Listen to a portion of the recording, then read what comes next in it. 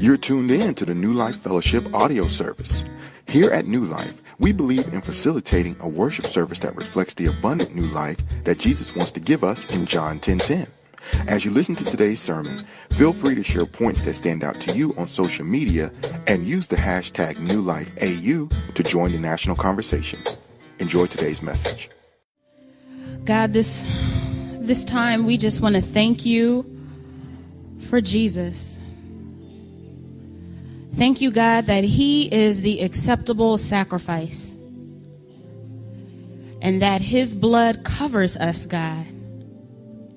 Our blood wouldn't do. Our good deeds, the smidget of righteousness that we have, God, it wouldn't pay the price. And you knew that. So you sent Jesus to pay that price so we could be reconciled with you, God. And God, we say thank you. Thank you that you did it all and that you do it all. God, as we move forward in this moment, prepare our hearts to receive your word, to receive the message that you have prepared and that you want delivered to your people. Bless us all. I pray all these things in Jesus' name. Amen. So we're starting this new series called Upgrade, exchanging the old me for the new me. And so today we're going to talk about upgrading, but we're talking about upgrading my dirt. Upgrade my dirt, God. So we're going to jump into the scriptures. We're going to start with Luke chapter 8. Luke chapter 8, we'll be starting at verse 5. We're going to be looking at a familiar parable, the parable of the sower. And it should be up on the screen. And when you see it, I want you to say, I see it. I'll be reading from the English Standard Version. And this is what Jesus is saying to the people. He says, a sower went out to sow his seed. And as he sowed, some fell along the path and was trampled underfoot, and the birds of the air devoured it. And some fell on the rock, and as it grew up, it withered away because it had no moisture. And some fell among thorns, and the thorns grew up with it and choked it. And some fell onto good soil and grew and yielded 100-fold. And then there's a break in between. We're going to jump down to verse 11 where Jesus explains the parable. This is what he says. Now the parable is this. The seed is the word of God. The ones along the path are those who have heard. Then the devil comes and takes away the word from their hearts, so that they may not believe and not be saved. And the ones on the rock are those who, when they hear the word, they receive it with joy. But these have no root. They believe for a while, and in time of testing, they fall away. And as for what fell among the thorns, they are those who hear, but as they go on their way, they are choked by the cares and riches and pleasures of life. And their fruit does not mature. And then finally, and as for that in the good soil, they are those who, hearing the word, hold it fast in an honest and good heart and bear fruit with patience. Upgrade my dirt. So normally when I hear this parable, people explain it. The parable is pretty straightforward. You have the 4 different types of soil, and then you have the 4 different types of people that each of the soils represent. Now, every time I've heard this parable preached, it's usually kind of condemning and harsh. You know, I walk away feeling like, man, like, am I good dirt? Do I know what's good soil? Who really wants to be soil? You know, like, why is this the analogy that God chose to use in this story? But what I want to talk about today is how to become good soil. Because when you look at it, if we're all honest with ourselves, none of us are born good soil. We're not born really ready and willing to receive the word, and it just grows and we naturally just produce fruit. It takes work. And so that's what we're going to talk about today. But before we jump back into the scripture to break things down, there's a couple of ground things that need to be established. So one, this is a parable. So parables are stories. And so this is not a real life story, but Jesus is telling this to people that would understand it at that time, because agricultural work was very, very common at that time. So people would get farming and gardening examples. Now, unlike us in 2015, most of us don't know too much about farming. I had to do lots of research, like what is tilling, what is the difference with these types of soil, what's compost, what's manure, all these different types of things. So we don't naturally get what this story is about. But back then, they would have. So when he talks about the sower essentially is a farmer. And you could say he has like a pouch on the side with a whole bunch of seed. And the way they farmed and sowed their seed back then, they'd scoop up a handful of seed and they would just throw it out. So the seed would land wherever. It's not like what we do today where we have these nice established square or rectangle plots and we take a seed and we plant it one by one. Or on larger farms, you have machines that plant it one by one. Back then, they just scooped up the seed and they just threw it out. So it would land wherever, sometimes in good soil, sometimes in not so good soil. So this is an understanding that they automatically had, which first, when I read it off the top, I'm like, okay, so God, your word needs to go to everyone and to everybody, not just those inside the church, not just those who are deemed good soil, but your word needs to go to everyone. But then the story continues and you begin to see that there are problems where all types of soil are not able to receive the word that God has. So that's what we're going to talk about. So we're going to jump back to Luke chapter 8, starting with verse 5, and we're going to break down these three types of soil. The three types of soil are clay soil, rocky soil, and thorny soil. So this is what Jesus says.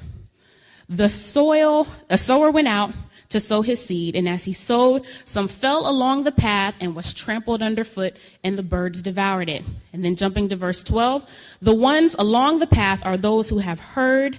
Then the devil comes and takes away the word from their hearts, so they may not believe and not be saved. So who is he talking about in this case scenario?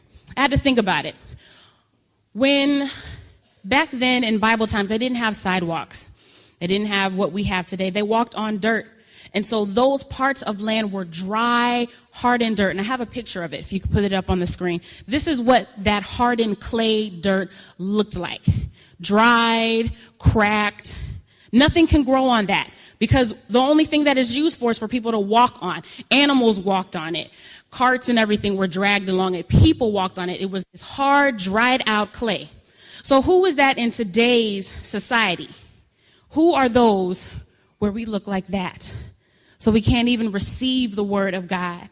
And I believe that here in this room, there are some people that have gone through so much in their lives. They've been so beaten down and so stepped on and walked on and treated poorly. Event after event after event in your life has made it to the point where you look like that. Where you come to church on a weekly basis and you're trying to receive a word. But any little bit of a word that you might get, Satan then comes like the birds and snatches it up. Someone says something crazy to you at the end of church.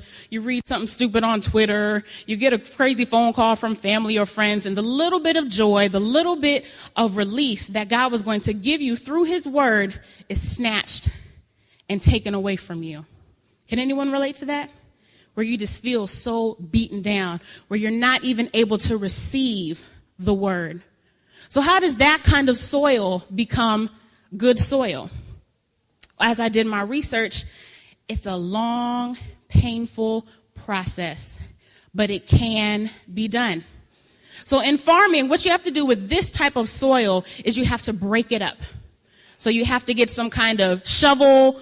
Some people would use a hammer depending on how hard the soil is. And you have to just start beating it and breaking it up and beating it and beating it and just till it crumbles. Till it crumbles in all these pieces. Yes, that's what has to be done with this type of soil for it to become good. So it's pounded and pounded and pounded by the farmer till it's broken up and crumbly. I read once in a blog, this lady said that she did that for 10 inches of the plot of land that she was working on, 10 inches deep. She kept digging and digging and breaking it up and crumbling it up and breaking it up. Then after she got 10 inches deep, then she took compost. And compost is manure. Right around this time, in the next couple of weeks, you're going to be smelling this horrible smell everywhere you go. You're going to smell it at gas stations. You're going to smell it here on campus. You're going to smell it at Walmart. Any place that has trees and bushes and greenery, you're going to smell this horrible smell like cows. That is compost or manure. So after you've broken it up, then you spread that on top. And then you start to mix it. So you mix that smelly, yucky goodness in with the broken pieces. And you mix it and mix it and mix it. Then after you've done that, then you put some more on. And you mix it and mix it and mix it and mix it. Then you put some more compost. And you mix it and mix it, because that compost, as smelly as it is the life giver to dry clay soil. And that has to get deep down inside of all of those broken up pieces for that soil to become good soil. So what does that mean for our lives? Those of us that have been beat down, that have gone through situation and trial, everything bad that can go wrong in your life has happened to you. And so because of that, you're hard. You don't trust people. You're paranoid. Some days it's even like, God, I don't even really know if you're there. I go to church and they say all these great things. You're a good God and you're a loving God and blah, blah, blah. I don't see it. So to get to you, to turn you into good soil, Jesus says, I accept that challenge, and starts to break you.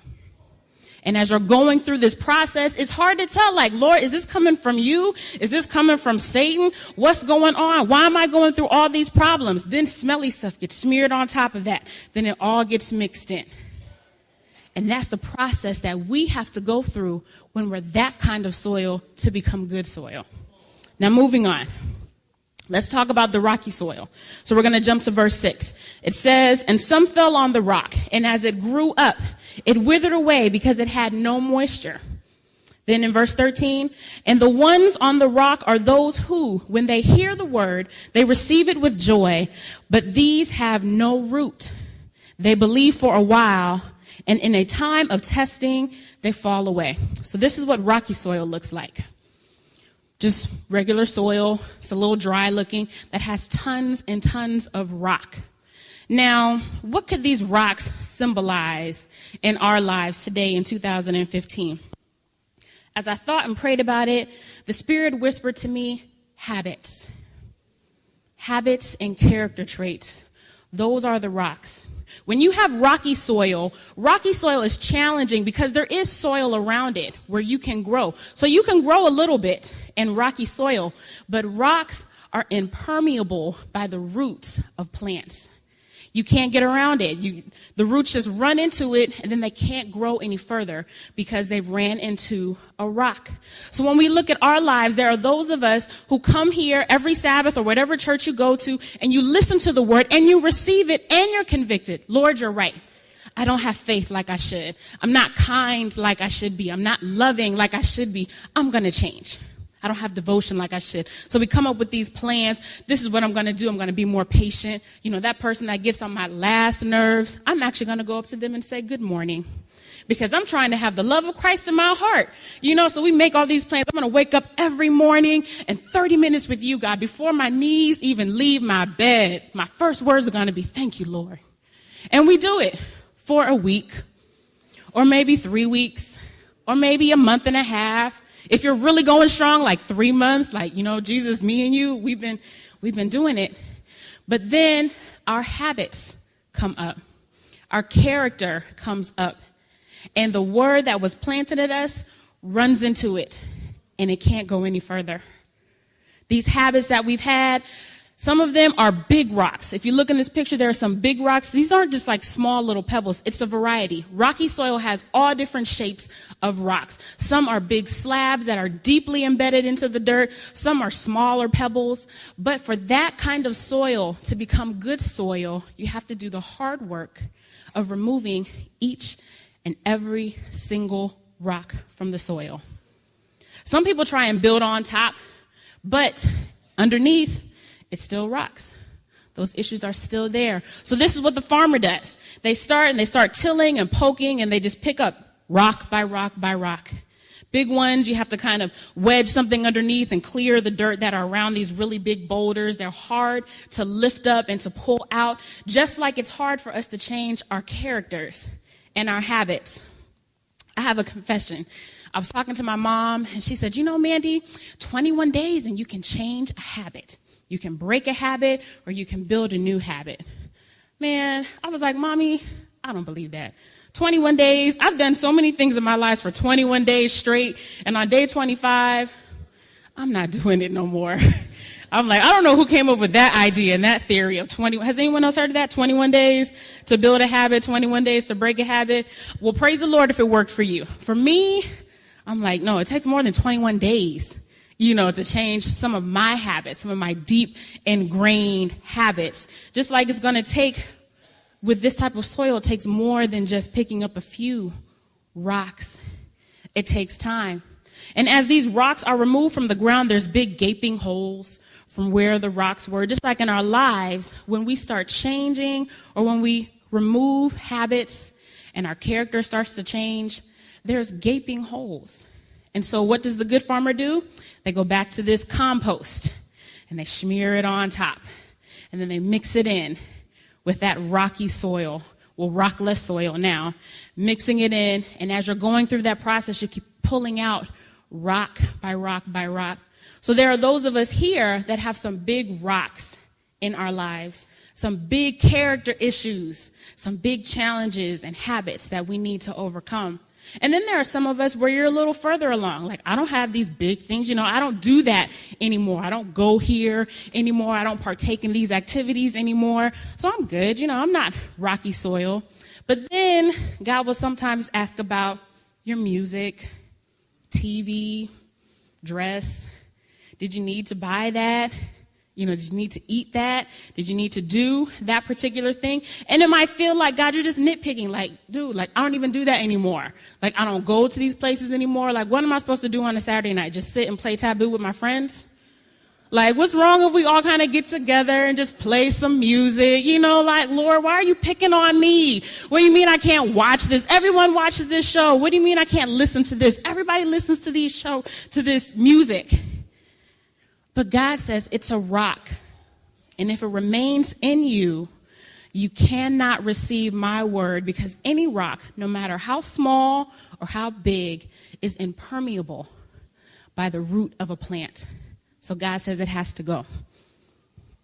Moving on, thorny soil. Luke chapter 8, verse 7. And some fell among thorns, and the thorns grew up with it and choked it. Verse 14 says, and as for what fell among the thorns, they are those who hear, but as they go on their way are choked by the cares and riches and pleasures of life, and their fruit does not mature.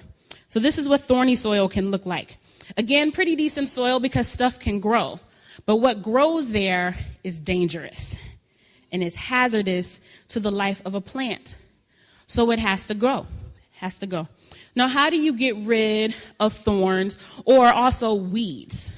You have to dig deep into the soil. You have to go all the way down to the roots, to the very deepest root, and that's the only way you can remove a thorny plant. That's the only way you can remove a weed. Now, in my dad's yard in the front, we used to have a dandelion problem. And so what my dad would do, because he didn't feel like paying the people to get rid of to come in with a weed spray, to get rid of the dandelions. So after work, you see him running across and he'd be plucking off the heads of the dandelions. So that way our yard looked pretty on the outside because you couldn't see the dandelions. You couldn't see evidence of the weeds, but the roots were still there in the ground. So 2 days later, he'd be out doing the same thing, plucking dandelion heads, picking them up, because the root issue never left. So what are thorns in our lives? The Bible says it's the cares of this life. But I want to add something to that. I think it's cares of this life, and I also think that thorns in our lives are deep-rooted pain, anger, bitterness, rejection, hurt, issues that kind of grow up with us. You know, we've all heard the saying, sticks and stones may break my bones, but words don't hurt me. But how many people remember painful things that were said to you at age 3, 4, 5? We may act like we're okay because we kind of pulled the dandelion head. So you can't see my anger, my bitterness, my hurt, my feelings of rejection. But the roots are still there, and they're getting deeper as time goes on, and it grows up with me. So when God says to you, this is someone that is trustworthy, you should let them be your friend. You're like, no, choked out. That ability to be vulnerable is choked out. That ability to have faith is choked out because we're focused on worldly cares. God, I need to be able to have a good job so I can have a good life, so I can buy the things that I want, so I can live the way that I want to live. Worldly cares, and it chokes out our ability to have faith, our ability to believe, our ability to love. All of these deep-seated issues that are in our lives, they're thorns. And so to get rid of them, God has to come and he has to dig deep into our lives. And he almost has to take us back through those painful experiences, not to re-traumatize and not to relive the hurt and the pain, but God's saying, I have to get it out, and I have to get all of it out. It's not enough for me to just prune it. It's not enough for you to just feel okay when you see that person in the room, but you know in your heart you really haven't forgiven them. That root of unforgiveness has to go. And so God has to dig deep and deep and deep to get that root out of our lives. And then once he pulls that out, again, we're left with a gaping hole in this thorny soil, and God takes compost, like a farmer would, puts it on top, and mixes it in. So we have these 3 types of soil. We have hard clay soil, we have rocky soil, and we have thorny soil. Now I'm getting to the good part because you guys are looking like, dude, like such a depressing message. I'm getting to the good part, y'all. I'm getting to the good part. I promise. But I'm going somewhere. So we have these 3 types of soil. And if we look at these 3 types of soil, we see ourselves in 1 or 3 of each of these types of soil. We have habits that we need to break. We have character flaws that need to be broken. We have deep planted roots of bitterness, anger, hurt that we've never dealt with. And there are situations that have made us so hardened that we can't even receive the word of God. But the beauty is, as I did my research, there is no type of soil that cannot be turned into good soil. There's no type of soil that cannot be changed into good soil. So what God is saying in this story is it doesn't matter. I know you have habits. I know you have rocks in your life. I know that you have bitterness. I know that you have hard, painful experiences in your life that are thorns that choke out good things in your life. I know that you've been beat and abused, neglected, and stepped on so much in your life that you don't trust anybody. I know that. But if you let me do my work in you, I will turn you into good soil. I will make you fruitful. I'll make you this beautiful soil. Put the picture up, please, of good soil. I'll turn you into this. Do you see the difference? Look at the color. Look at the texture. Just from the eye, it looks completely different. And this is the soil that once it receives the seed, once you hear the word of God, it's able to grow, it's able to flourish. That is what God desires to do. So as I'm talking about upgrade my dirt, God, this is what I want. But it's a process that is challenging. And it's a process that's painful. And I think Jesus was trying to let them know it's not an easy process. It's not a feel-good process. It's not, I came to church and there was just a word and I'm good soil now. That's like step 1. Then next week you're like, dude, I just keep getting beat up. I feel like God is just beating on me. Maybe you were hard soil. Or you're like, man, I just feel like God's just trying to don't do this and don't do that and don't go here and change this and change that. I just keep getting convicted. I feel bad. I can't even chill with my friends anymore. He's getting rid of those habits. Or you're like, why do I keep remembering this thing that happened? Why do I keep seeing this person that hurt me? Why are they calling me? Because God's trying to get that root out of your life. And when we go through these experiences, because they're uncomfortable, our tendency is, I don't want this, God, I don't want this. Like, why are you doing this to me? Why are you torturing me? Why are you doing these mean things? Why are you allowing these bad things to happen to me? And God's saying, I'm trying to make you good soil. I'm trying to upgrade you, but you keep fighting me and you keep resisting me. If you stay with me, let me finish the work that I'm starting in you. You will be better. You'll be healthier. You'll be more vibrant. You'll have more love. You'll have more good things in your life than you ever had. But you need to let me do the work. So the beauty in this is God does the work.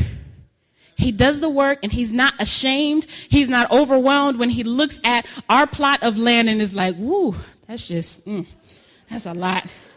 I'm going to have to do a lot of work. Like, I got to cut down the weeds, and I got to get rid of the thorns. And, God doesn't come at it. He gets excited. Like people who are gardeners. I don't know if you ever talked to gardeners or if you are a gardener. Every person that is a legit gardener is excited this time of year. They're like, yo, I got plots. This is how I'm going to put my cucumbers here, and I'm going to put my tomatoes here, and I got to put this here, and they're excited. And that's how God approaches us. He doesn't come dragging his feet like, ugh, I got to get the rocks out of Mandy's life again. They keep coming back. All right, let me tell her, don't do that. Don't do that. Tired of picking these rocks out. God doesn't have that mindset. He's like, I know what you can become. I know what I can grow in you. I know what can flourish and just be the most beautiful plant ever if you let me do my work in you. That's what I can do. That's how he approaches it. The other preaching moment that I had where I was just kind of shouting in my room, this whole thing of manure. I had to think about this for a minute. I'm like, Lord, what is manure?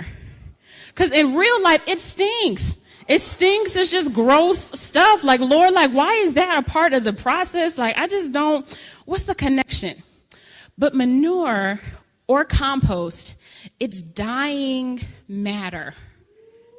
And as it dies, somehow that's the only thing that gives the nutrients and the moisture to dry, messed up, bad soil. So let me ask you, what died to make us good, healthy, moisturized, nutrient-bearing soil? What is it that is spread upon our lives that God wants to give to make you better?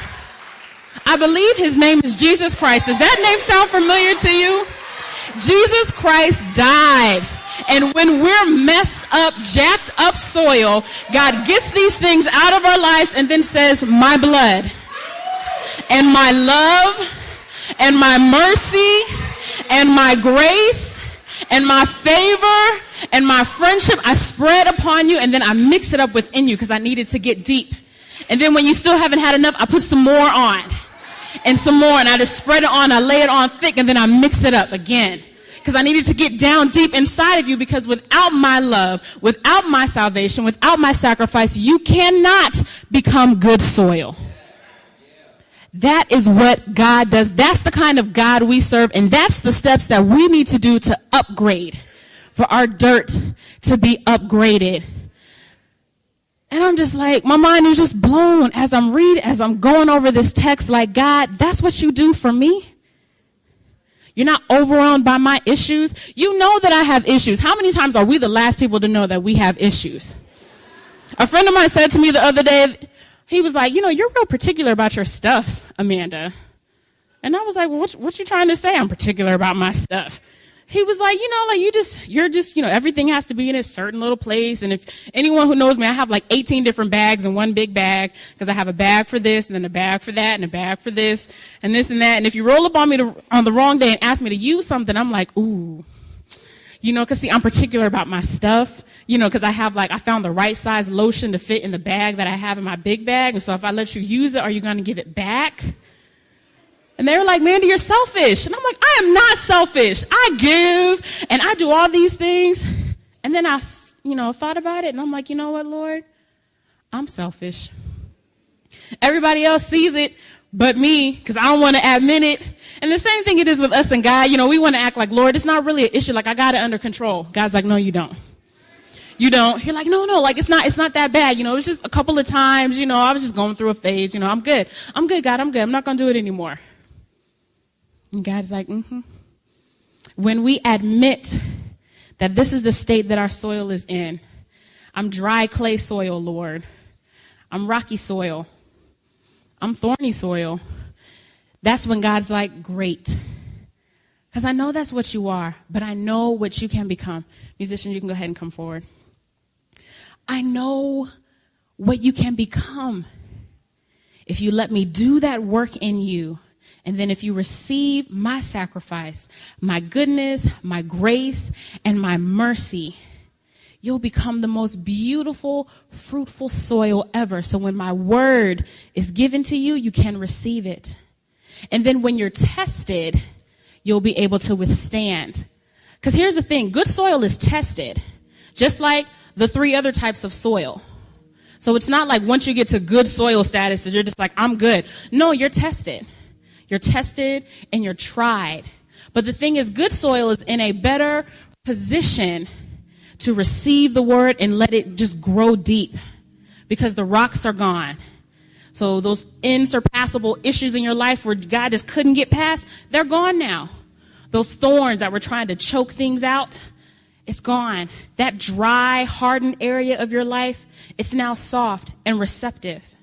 So now when testing and trials come in good soil, like they will, the word is able to withstand because God properly prepared you to be able to be tested and to pass the test and to continue to grow despite winds and sun and bugs and all the other things that happen above the surface in the life of soil. It's not just under the soil that's the most important thing. Once you get under the soil good, then you have all these issues, birds and animals and all these things trying to attack and get rid of any plant that's growing. But God says, I'll protect you. I'll protect you. As I prepared this word, I wanted to encourage everyone. I wanted to encourage you. I've been working at New Life for 3 years. I've been the admin pastor for 2. And when I tell you I have seen this group of individuals that worship here every week grow, I've seen you all grow. I've seen our worship atmosphere change from something that, let's be real, was more entertainment based. I didn't like the way that sounded. That song was whack. That sermon was whack. Like, it was so long. Like, oh my gosh, I'm hungry. Like, what's going on? Like, why isn't such and such doing this anymore? I've watched us grow from that to now coming on a weekly basis and genuinely worshiping God. I see it. I see the growth in you. I see you all really seeking and listening to the word and really wondering, how does this apply to my life? How do I grow because of this word that I've received? And as I've watched you grow and as I've seen you become more eager and more interested in the word of God, I know that you're running into these problems. You're running into habits. You're running into character traits. You're running into issues that are deep-seated from your past. You're running into those hardened areas and you're like, Lord, I'm trying to grow. But it's not working out. Like, stuff just keeps coming up. Like, I'm just a mess. Like, God, I don't know if I can do it. I'm here today to tell you that you can. That you can. God has started the work in you, and I see it. And if me, a sinful human being, can see growth in you, imagine what God sees. He sees it in you. So when you have these times and when you run into these issues, you run into yourself, you run into your past, don't be discouraged. Don't be discouraged. Brace yourself for, the uncomfortableness and the pain. But know that when God finishes this, I'm going to be beautiful. I'm going to be fruitful. I'll be able to bear his fruit. People will look at me and see love and joy and self-control, meekness, kindness, gentleness, joy, love, happiness. They'll see those things in me because God did the work. All we have to do is cooperate. We can't change on our own. Soil can't change. Rocky soil couldn't get rid of the rocks if it wanted to. Someone has to do that to the soil. And that someone is God through the Holy Spirit. So I want you all to bow your heads.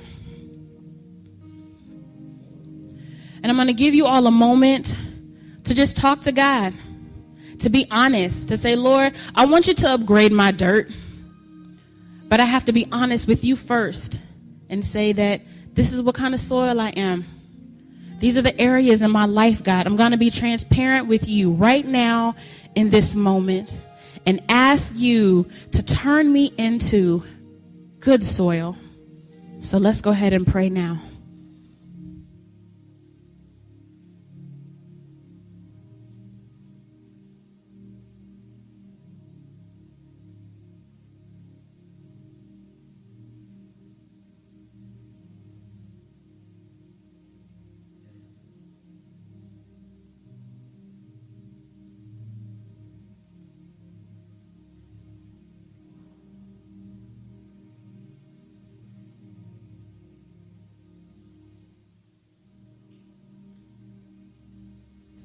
God, we confess that we're bad soil.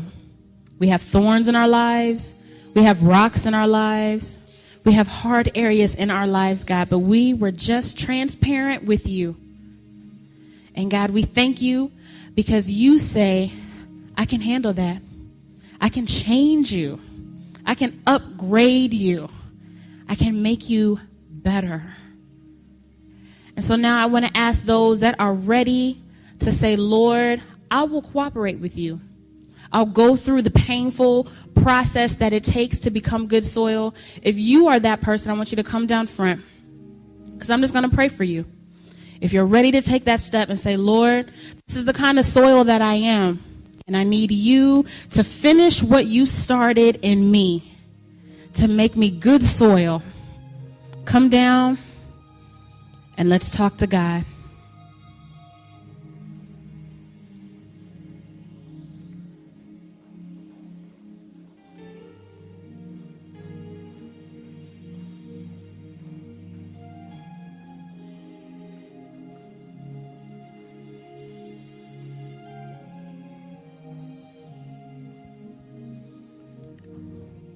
So God, here we are. All these different plots of different types of soil. And God, we're standing here today to declare that we are committed to your process. That, Lord, we're giving you permission to come into our lives and to break up all of that hardened ground in our lives, no matter how painful and uncomfortable it might be. We're ready, God. We're opening up the gates. We're letting you come into our lives and into our hearts to do what you deem necessary to make us good soil. We're saying, God, you can come in and tell me those are bad habits. You can come into our lives, God, and tell us that character trait has to change. It has to go. We're saying, God, you can come into our lives and remind us of situations and past experiences that are so painful we want to forget. But we know that until that root is out of our lives, it will choke any good thing that you desire to plant in us. So we're saying, God, do whatever is necessary. And God, I pray for each of these individuals, God, that you encourage their hearts as they go on this journey with you, as they take this next step, God. It's not easy. In your word, Jesus said, count the cost. And God, we're standing here right now and we're counting it. And we're saying, we know that it's not easy. It's not cheap, but it's worth it because we have the best farmer working on us ever. And he does not stop until it's finished. So God, bless them in a mighty, mighty way. God, send your spirit to rest upon them. The times that they're discouraged, encourage them. God, send someone to encourage them. Help them to be able to connect with you, God, like they never have before. And show them their progress along the way, God. Show them this is what you used to be, but this is what you are now because of me. And this is what you will be because of me. As long as you keep working with me, God. Bless everyone under the sound of my voice, God. We desire to be good soil so we can receive your word and we can grow things that glorify you. I pray all these things in Jesus' name. Amen. One thing that I got out of the sermon that I actually really enjoyed and resonated with me was that God can take any kind of soil and turn it into something good, turn it into something that He wants. So no matter what we've been through in our lives, hard struggles, good things, bad things, whether we've been beat up or anything, but God can always change that. There's no soil too hard for Him to change. I'll start off by saying that was the gospel message, that there is nothing too hard for God, that no matter what our situation is, there is hope because God is not only able, but He is willing. And one of the things that stuck out to me was that she talked about when God sees the challenge of breaking up this soil, that He's excited about it, and He sees the potential in it, and He knows what can be, and so He works with vigor and excitement and joy in order to bring forth good fruit in us. And I was thankful to hear that. And I just feel like now walking away, for me, the challenge is working to identify those rocks, identifying those thorns, to be able to say, God, this is what I need you to work on me with. So it was a blessing. I like the way she wrapped it up at the end, and she showed how, just like the farmer uses compost, which is dying matter, to cause the plant to grow, that Jesus Christ died on the cross for us, and with His blood, we also can grow into the newness of life. Thank you for listening to the New Life Fellowship audio service. We pray that today's message was a blessing to you and that you will continue to tune in. New Life is located in the Seminary Chapel on the campus of Andrews University, and our services are held every Saturday at 11:45 a.m. Keep up with the latest information about what's happening at New Life by subscribing to our podcast on iTunes and through our social media connections on Facebook, Twitter, Instagram, and YouTube. Simply type in New Life AU in the search bar and you'll find us. Until next time, may the Lord bless you with a new love, new integrity, new faith, and a new experience.